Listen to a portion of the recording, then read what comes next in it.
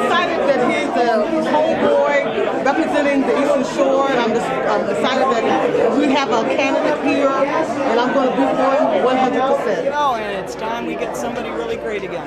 Someone will make changes? Absolutely make changes. I have all the faith in the world in him. I'm really excited about his campaign. I think it's going to make a huge difference for the Eastern Shore and for our district in general. 47 years ago, I was born down in Nassawadox, Virginia. I graduated from Onancock High School in 1977. I left the Eastern Shore and I went to Virginia Military Institute, where I graduated in 1981. I then completed my medical training at Eastern Virginia Medical School in Norfolk, Virginia in 1984. I left Norfolk for 11 years. I served the United States Army. Some of that time was spent in Landstuhl, Germany, taking care of soldiers coming out of Iraq that were wounded. Upon my honorable discharge in 1992, I was drawn back to the Eastern Shore just like a magnet, back to my friends, back to my family, back to the way of life that we have here on the Eastern Shore, and back for my job opportunity. I've been a pediatric neurologist at Children's Hospital of the King's Daughters since 1992. I have continued to have a clinic in Nassawadox once a month where I take care of pediatric population with neurological needs, and I continue to do that. I will continue to. I am an advocate for children. I believe that they're our future, and I believe in the overall scheme of things that we're here for our kids. I'd like to share with you a story, an experience that I had when I was in Landstuhl taking care of soldiers coming out of the desert. I was a neurologist there.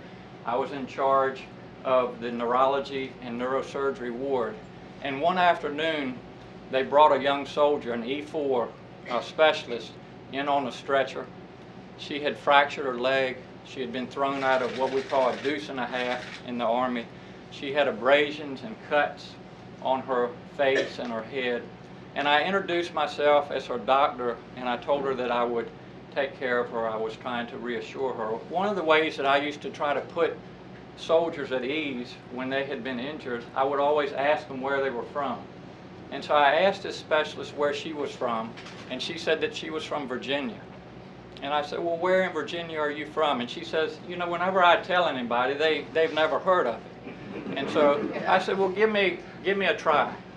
And so she said, I'm from Keller, Virginia. And I said, it's nice to meet you. I'm from Onancock, Virginia.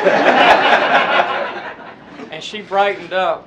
But one of the things that she said to me, which I have never forgotten, she says, I never knew anybody from the Eastern Shore went to college. And so I vowed from that time on that I would change that perception of education on the Eastern Shore. We must make education a priority for our kids.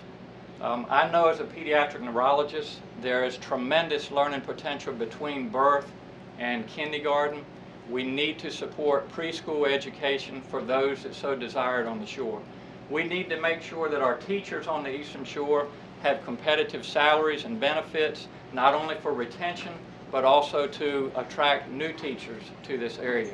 We need to make sure that anybody in high school that wants to go to college has access to a college education that is affordable.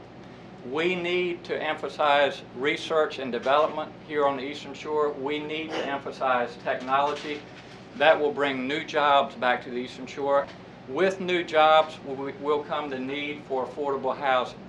I am committed to working with the local governments and the developers to make sure that we have sustainable and responsible development here on the Eastern Shore, and I'm committed to working with the local officials to keep our skyrocketing property taxes under control.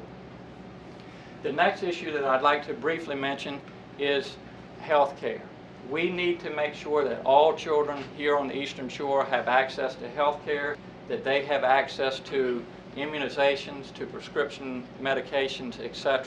We also need to make sure that their families, as well as our senior citizens, have access to affordable health care. There are far too many people in today's society without health insurance, and we as a society need to fix that problem. I know I have a lot of friends here on the shore in law enforcement. Hopefully some of them are in the audience. I am committed to making sure that our law enforcement agents here on the shore have competitive salaries and benefits, and that they have the best equipment that we can provide them so that they can remain safe and so that they can keep our streets safe. Transportation is a major issue in Virginia right now. Perhaps it's not as pressing of an issue here on the Eastern Shore as it is in Hampton Roads in Northern Virginia, but it really affects us all. It affects us, our economy.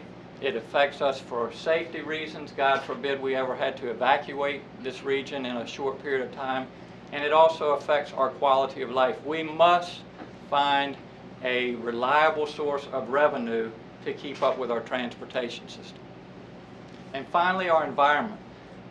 As you all know, I grew up here on the Nancock Creek. I understand as well as anybody the importance of protecting our environment, the importance of protecting this Chesapeake Bay. When there are days that we cannot let our kids go in the water because of high bacterial counts, when the fish that we reel in are infested with Listeria because of malnourishment, these are challenges that we all must encounter. Now, these issues that I've been talking about are not partisan issues. They're not Republican, they're not Democratic. As a physician, I have taken care of thousands of children and their families in times of need, and never once have I had a family or a child ask me whether I'm a Democrat or a Republican, nor have I ever asked them. I will take that attitude and that work ethic to Richmond, and I will fight for our way of life here on the shore and find common sense solutions to our common sense challenges. If you look over your shoulder, you will see an incoming tide, a fresh tide that is bringing new life and new hope to the Eastern Shore. And swimming in that tide is a healthy and a vibrant blue crab. A blue crab that's honest, a blue crab that has integrity, a blue crab that's an independent thinker, not the status quo, and one who is a problem solver with fiscal responsibility. That blue crab's name is Ralph Northam.